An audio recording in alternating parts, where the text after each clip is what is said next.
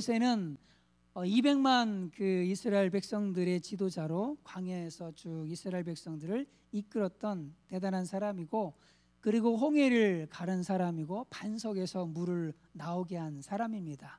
엘리야도 마찬가지로 대단한 사람이죠. 갈멜산에서 우상 숭배자 제사장들 850명과 그 이제 대결을 펼친 그런 놀라운 사람이고, 하늘에서 그냥 그 불이 내려가지고 하나님이 증거하실 정도로 아주 대단한 역사를 이룬 그런 사람입니다.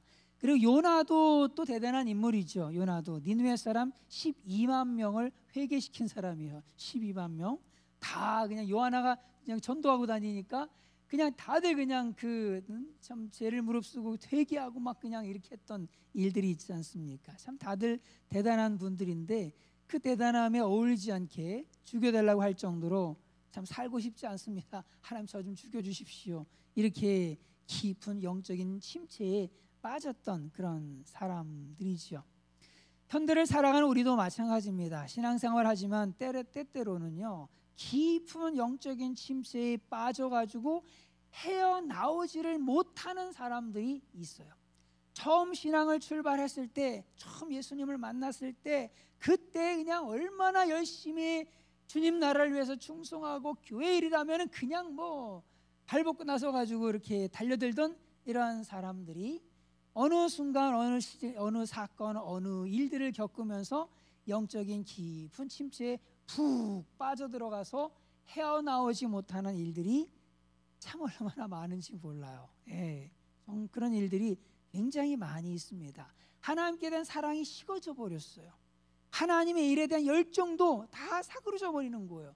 하나님을 향한 헌신도 마음 별로 이렇게 없고요. 말씀을 좀 배우고자 하는 마음도 없고, 말씀 속에 깊이 좀 들어가서 내 살아계신 하나님 한번 뜨겁게 만나고 싶다라고 하는 이런 마음도 그냥 다 시들시들해지고, 정말 기도하면서 성경을 읽고 하는 이런 경건 생활에도 별로 관심도 없어지고, 그리고 제가 책을 하나 봤는데 참 그 책 제목이 굉장히 저의 가슴에 막 팍 그냥 비수로 꽂히는 그런 책 제목인데 뭐냐면 사소한 잘못에도 두려워서 벌벌 떨던 그 순수함이 그립습니다 라고 하는 제목이에요. 제목 멋있지 않아요?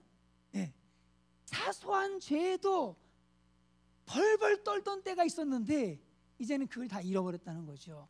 그런 순수함을 가졌던 그 때가 그립습니다라는 제목인데, 네, 참 정말 저도 처음 신앙생활하면서 주님을 위해서 저의 모든 것이 주님이고, 하여튼 세상 뭐 다 필요 없고, 부모님도 필요 없고 다 그냥 오직 주님만을 위해서, 주와 복음을 위해서 살겠다고 그렇게 참 했던 시간들이죠.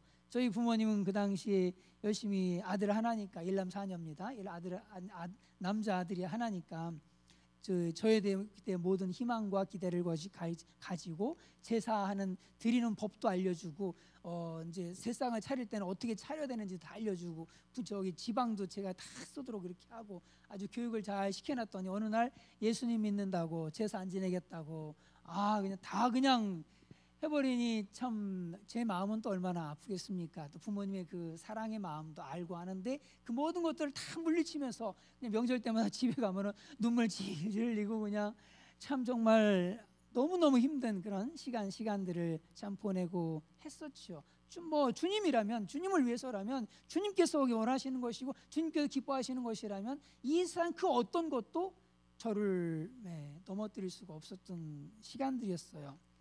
그런데 그게 영원히 지속되면 좋은데 시간이 가면 갈수록 더 깊어지는 게 아니라 어느 순간 자신의 몸을 사리기를 시작하고, 어느 순간 목숨까지라도 주님을 위해서 드리겠다는 마음이 어느 순간 또 사라져버리고, 어느 순간 소시민적인 생활인이 되어져 버려 가는 그러한 모습, 심지어 작은 잘못 앞에도 옛날에는 벌벌 떨면서 그냥 지옥의 고통을 느끼면서 하나님 앞에 회개하고 막 그렇게 했던 때가 있는데, 이제는 그냥 사소한 잘못은 뭐 누구나 다 그러는데, 뭐 누구나 다 그렇게 사는데 뭐 그냥 하나님 용서해 주세요.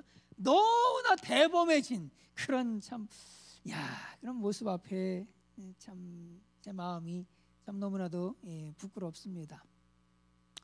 이 많은 사람들이 이런 영적인 그런 침체 속에 살아가고 있어요. 이런 침체 속에서 어떻게 일어날 수 있을까? 오늘 이 영적인 침체에 빠졌던 남유다가 그 영적 침체의 늪에서 어떻게 빠져나올 수 있었는지 그것을 말씀을 통해서 함께 배우는 그런 시간 되기를 바라고, 우리도 힘차게 일어나서 그 모든 그 침체를 다 그냥 벗어 던지고 처음 주님을 만났을 때 가졌던 그 열정을 가지고 믿음 생활에 나아가는 우리가 되기를 간절히 바랍니다.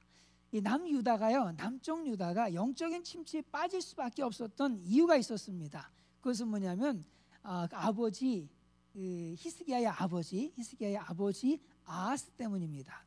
아하스 왕 때에 에돔과 블레셋이 이스라엘을, 그러니까 남유다를 쳐들어오게 되어졌습니다. 이로 인해서 성들이 많이 함나게 되어졌죠. 한번 읽어보겠습니다. 시작. 이는 에돔 사람들이 다시 와서 유다를 치고 그의 백성을 사로잡았음이며, 지금 상황이 이런 상황이에요. 또 읽습니다. 제가 읽을게요. 블레셋 사람들도 유다의 평지와 남방 성읍들을 침노하여 베세메스와 아얄론과 그데롯과 소고 및 그 주변 마을들과 딥나 및 그 주변 마을들과 김소 및 그 주변 마을들을 점령하고 거기에 살았으니, 그러니까 지금 뭐 두 나라가 막 공격을 해오는 거예요. 공격을 해와가지고 뭐 성읍들을 침노하고 그리고 거기 점령하고 아예 거기 주저앉아 살고 막 이런 일들이 발생하게 되어진 거예요. 누구 때? 히스기야의 아버지인 아하스 왕 때. 이때 그러면은 이런 상황이 어려움을 겪은 거잖아요. 굉장히 심각한 어려움을 겪은 거거든요. 그럼 어떻게 해야 돼요? 하나님 앞에 나가서 부르짖어 기도해야 되지 않습니까? 그런데 아하스는 그렇게 하지 않는 거예요. 아수르에게 도움을 청해요. 한번 읽습니다. 시작. 그때 아하스 왕이 아수르 왕에게 사람을 보내어 도와주기를 구하였으니, 이렇게 이제 도움을 청한 거예요. 저 위쪽에 있었던 아수르 왕에게 도움을 청해가지고 이제 그들이 왔어요. 왔는데 남유다를 도와준 것이 아니라 오히려 남유다를 공격을 하는 거예요. 읽습니다. 시작. 아수르 왕 디글랏빌레셀이 그에게 이르렀으나 돕지 아니하고 도리어 그를 공격하였더라. 아니, 이 블레셋과 그 또 다른 나라가 그냥 공격을 해와가지고 도움을 요청해가지고 아수르 왕에게 도움을 요청을 했더니 그 아수르 왕이 와가지고 도움을 준 게 아니라 오히려 그냥 막 오히려 또 공격을 하고 있는 이러한 상황이죠. 이런 상황쯤 됐으면 정말 하나님 앞에 이제 무릎 꿇어야 되거든요. 그런데 이 아하스 왕은 정신을 못 차립니다. 오히려 자기를 친 이 아수르 왕의 그 신에게 도움을 받으려고 그 신에게 제사를 지내요. 자기를 친 다메섹 신들, 그러니까 아수르 신이죠. 다메섹 신들에게 제사하여 이르되 아람 왕들의 신들이 그들을 도왔으니 나도 그 신에게 제사하여 나를 돕게 하리라 하였으나 그 신이 아하스와 온 이스라엘을 어떻게 했다고요? 망하게 하였더라. 야, 참 대단히 완악한 사람이에요. 그뿐만 아니라 어떻게 돼요? 하나님의 전에 문을 닫아버립니다. 못지를 해버려요. 문을 꽝꽝 닫아버리는 거예요.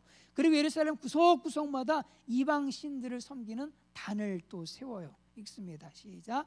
아하스가 여호와의 전의 기구들을 모아 여호와의 전 기구들을 부수고 또 여호와의 전 문들을 닫고 예루살렘 구석마다 제단을 쌓고 하나님의 전에 기구들을 모아서 다 모아가지고 부수고 문을 다 닫아버리고 그리고 곳곳에다가 그냥 제단을 이방 우상 숭배하는 제단들을 또 쌓아버리죠. 읽습니다. 시작. 유다 각 성읍에 산당을 세워 다른 신에게 분향하여 그의 조상들의 하나님 여호와를 진노하게 하였더라. 이 결과 어떻게 되어졌느냐? 아하스 왕은 죽고요. 남유다는 깊은 그냥 영적인 침체 가운데 빠져들게 되어진 거죠. 하나님 더 이상 섬기지 않고 온 사방이 다 그냥 우상 숭배하는 이런 상황이 되어져 버린 겁니다. 이러한 때에 누가 왕이 되었다고요?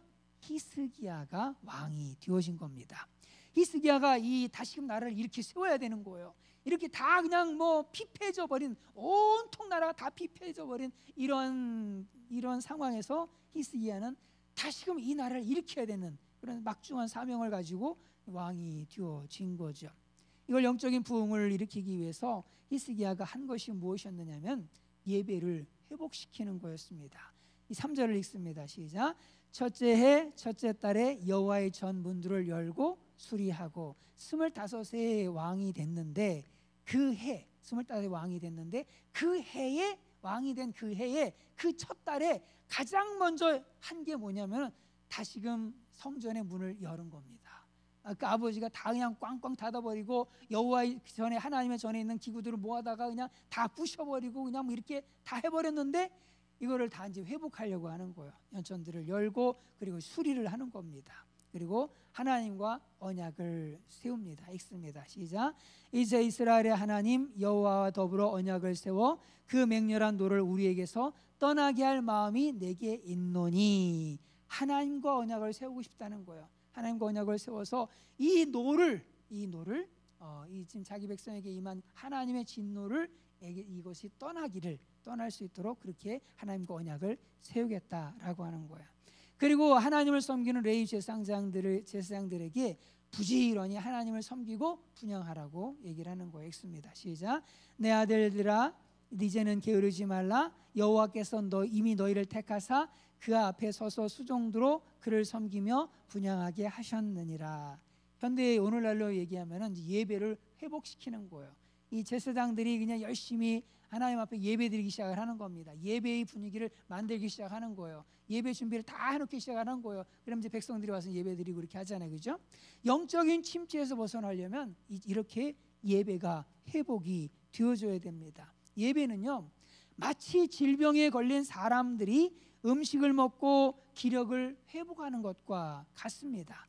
질병이 걸려서 무기력해지면은 다가오는 현상이 뭐예요? 아프면은 다가오는 현상이 뭐예요? 입맛을 잃어버리잖아요. 그래서 먹지를 못하잖아요. 이런 사람들이 병원에 가면 뭘 해요? 주사기 하나 꽂아놓죠, 그죠?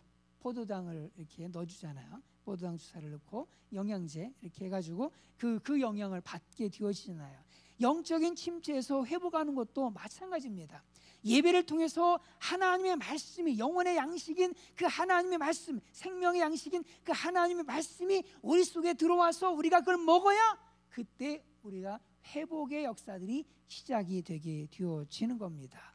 왜냐하면 그 하나님의 말씀은 죽은 영혼에게 생명을 주는 그러한 말씀이기 때문에 그렇습니다. 읽습니다. 시작. 진실로 진실로 너에게 이르노니 죽은 자들이 하나님의 아들의 음성을 들을 때가 오나니 곧 이때라. 듣는 자는 살아나리라. 이 말씀이 근본적으로 하시는 말씀은 예수 그리스도께서 오실 그때에 죽은 자들이 하나님의 아들의 음성을 듣게 된다. 그럼 그때 다 살아난다라고 하는 말씀입니다. 그러나 이것을 우리가 좀 더 확대해서 생각해 볼 것은 지금도 영적으로 죽어버린 사람들이 하나님의 아들의 음성인 그 성경 말씀을 들을 때 그때 영적으로 다시 회복되어지고 살아나게 되어진다라고 하는 겁니다.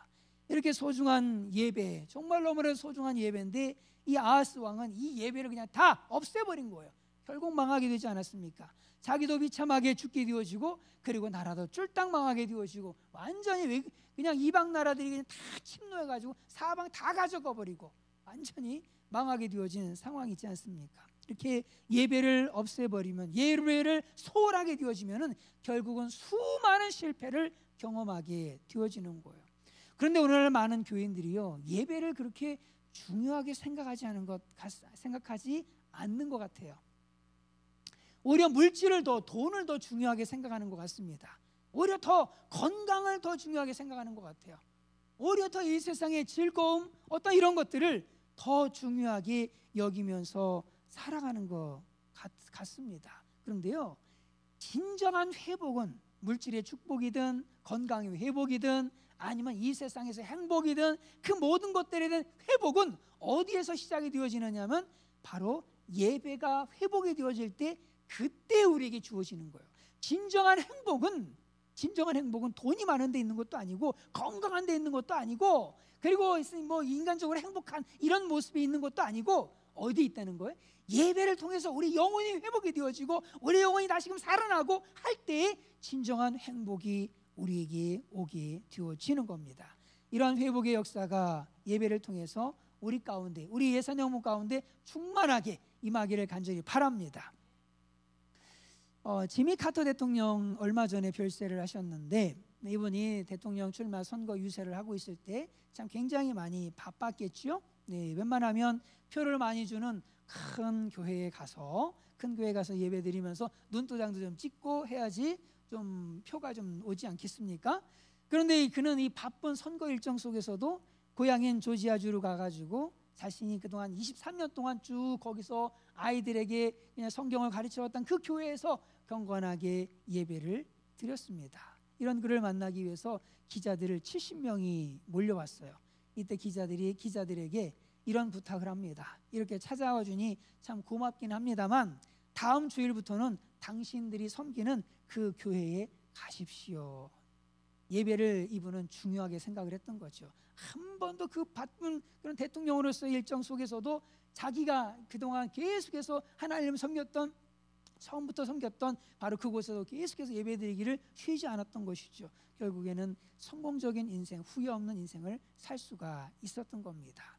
예배는 마치 이 아기의 탯줄과 같습니다.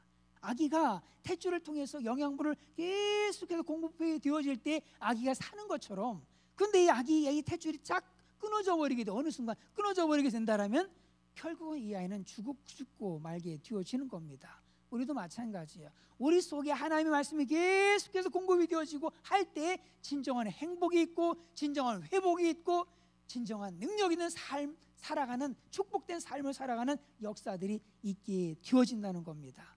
우리가 예배를 사모함으로 우리의 침체된 그 영혼들이 다시 회복되어지는 그런 역사가 있기를 주님의 이름으로 축원을 드립니다.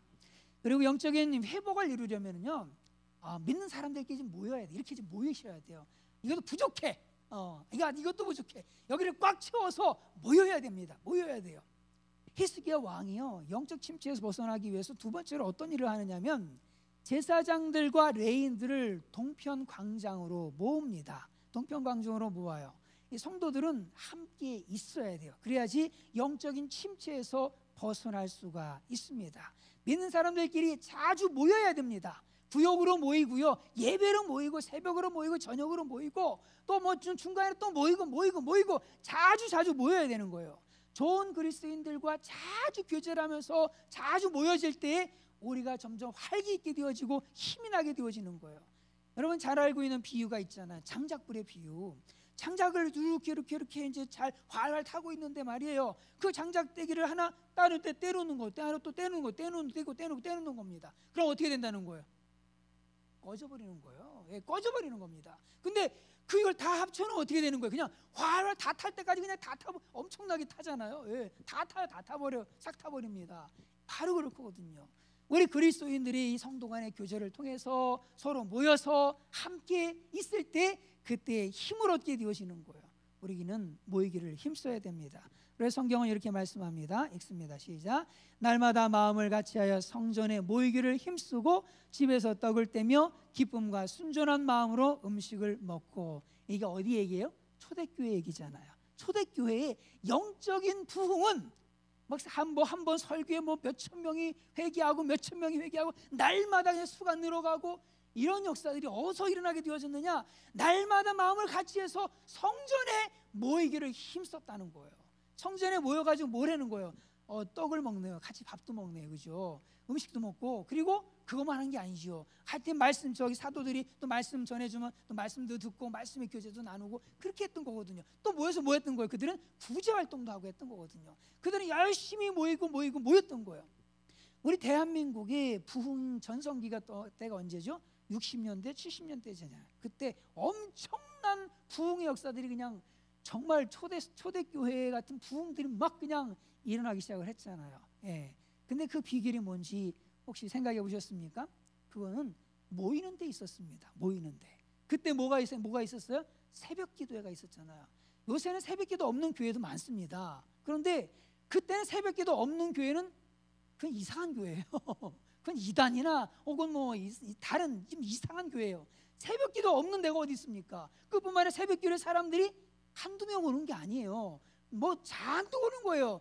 그 사람들은 할 일이 없어서 그럴 수도 있겠습니다만은 아니죠. 하나님 앞에 간절함을 가지고 모이기를 시작했던 거거든요. 철야 예배, 우리는 금요일 날 몇 시죠? 8시에 드리잖아요. 그러면 철야도 아니에요. 심야도 아니고 그냥 저녁 예배죠. 저녁 예배. 그들은 밤 철야가 뭡니까? 밤새 기도하는 거예요. 밤새 기도하는 거. 밤새 기도하는 겁니다. 밤새 기도하는 거예요. 정말 그들은 그렇게 혼자 기도하는 게 아니죠.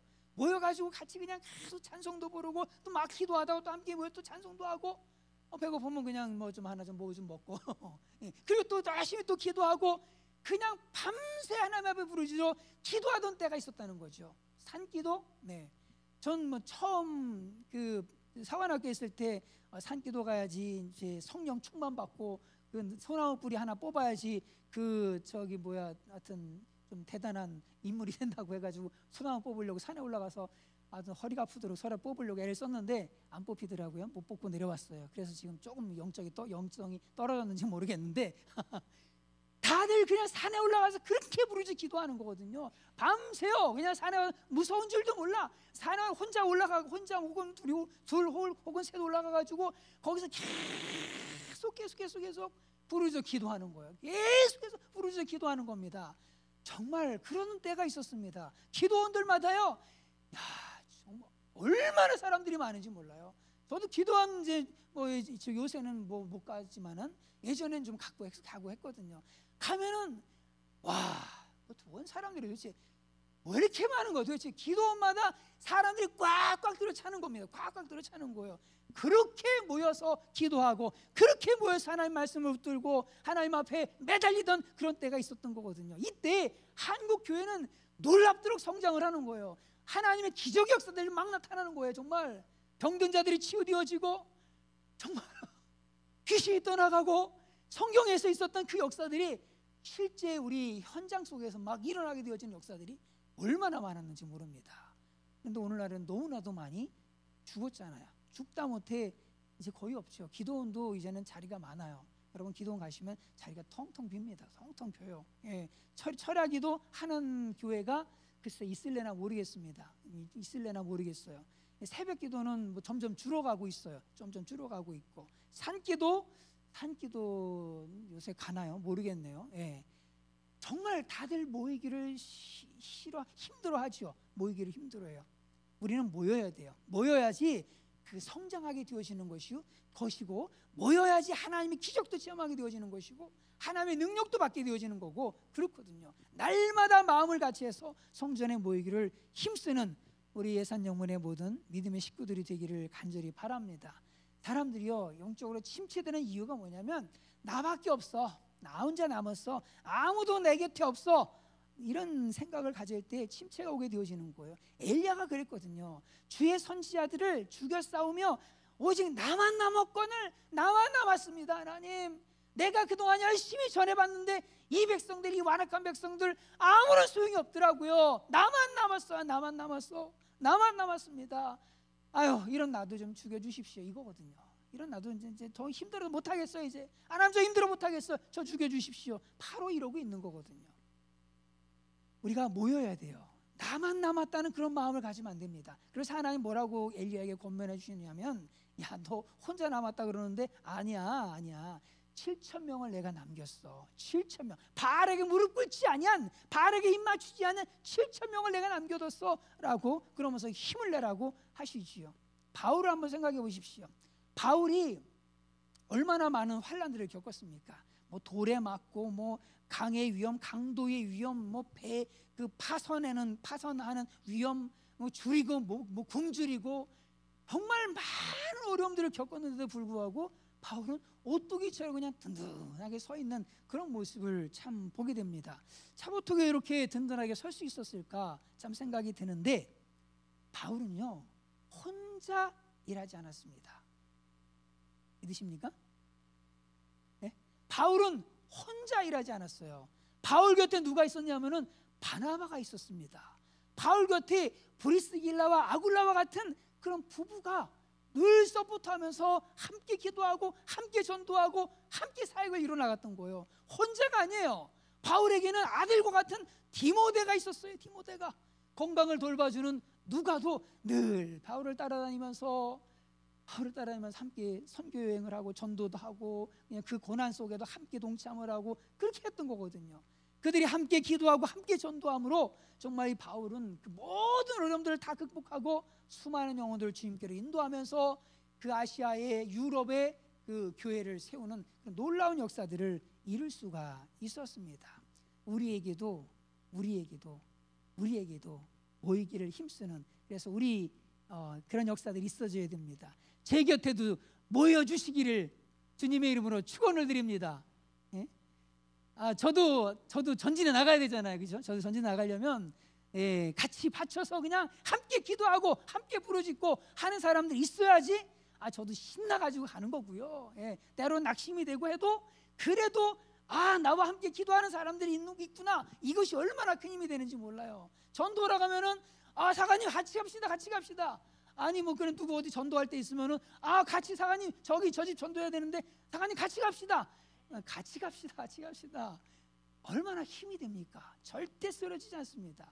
다윗도 많은 어려움이 있었잖아요. 사울에게 죽임을 당할 어려움도 막 겪고 그래 했는데도 불구하고 다윗이 쓰러지지 않는 것은, 다윗이 버텨낼 수 있는 것은 다윗 곁에 누가 있었느냐? 요나단이라고 하는 친구가 있었지요. 요나단이 늘 지지해주고 힘을 실어주고 그렇게 했던 겁니다. 늘 그냥 하나님을 의지하도록, 힘있게 의지하도록 그렇게 다윗을 옆에서 도와줬던 사람, 바로 요나단 때문에 다윗은 힘을 낼 수가 있었습니다. 우리가 아무리 힘들고 어렵다 해도 우리 옆에 누군가 나와 함께 가고 있는 동역자들이 있다면 우리는 결코 침체에 빠지지 않을 수가 있습니다. 절대 빠지지 않아요. 절대. 그러므로 우리는 홀로 있으면 안 됩니다. 함께 모이십시오.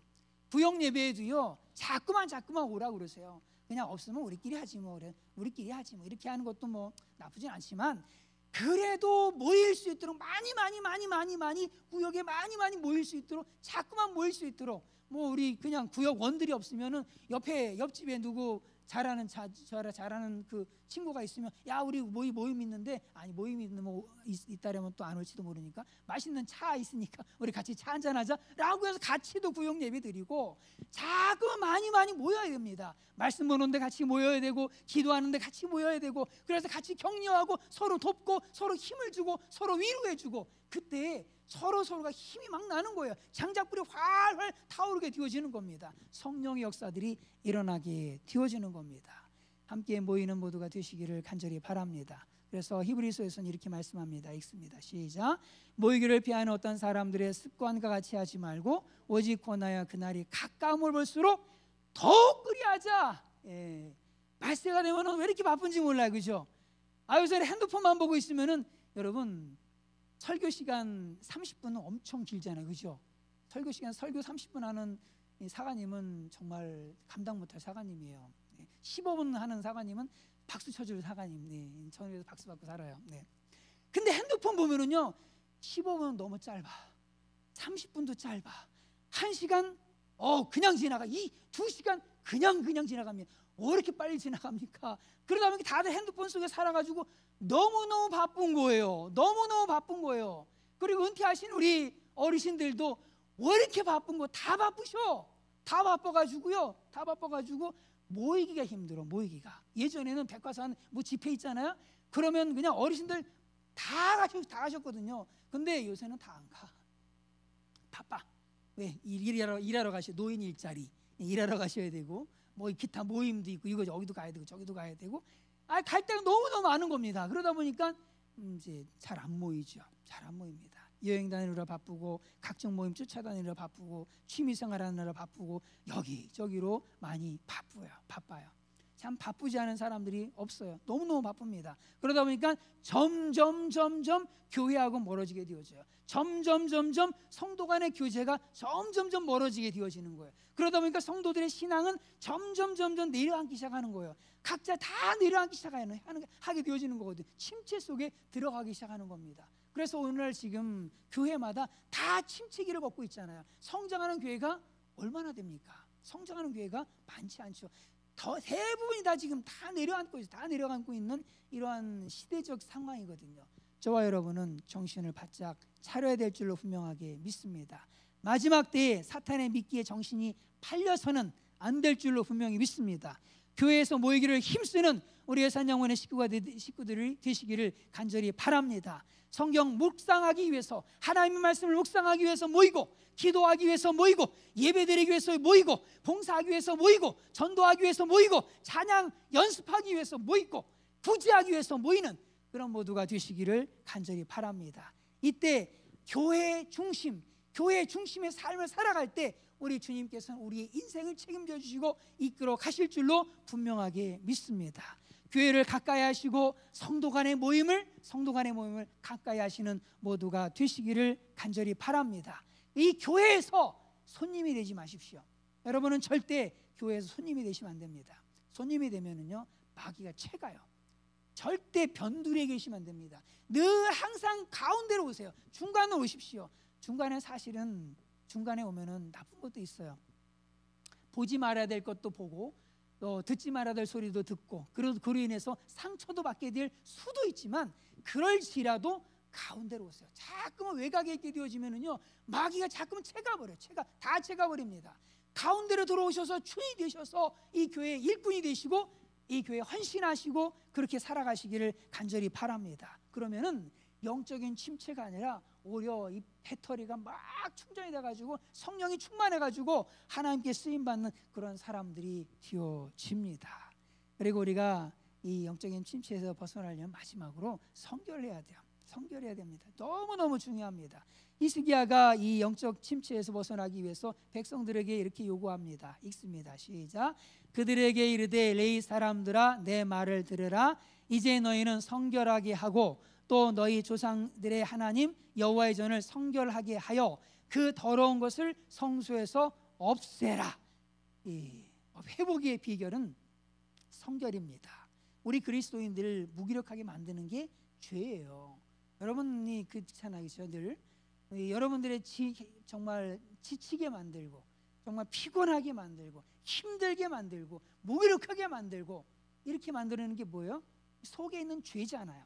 이 죄의 늪에 빠지게 되어지면 힘을 잃어버립니다. 영적으로 무기력해지게 되어지고 방향을 잃어버리게 되어지고 그냥 멍하게 되어지는 거예요. 다윗도 마찬가지였어요. 그 대단한 다윗도요, 죄의 늪에 빠지게 되어지니까 정신을 못 차립니다. 정신을 못 차려요. 죄의 늪에 빠지게 되어지니까 간음죄를 짓고 살인죄를 짓고도 정신을 못 차려요. 자기가 무슨 죄를 짓고 있는지도 모르고 정신을 못 차리고 무기력한 가운데 있게 되어졌던 것을 우리는 성경을 통해 보게 됩니다. 삼손, 대단한 능력의 사람이잖아요. 그러나 이런 능력의 사람도 죄에 빠지니까 전혀 힘을 발휘하지 못하는 거예요. 무기력해지는 겁니다. 깊은 침체 속으로 그냥 빨려 들어가고 마는 거예요.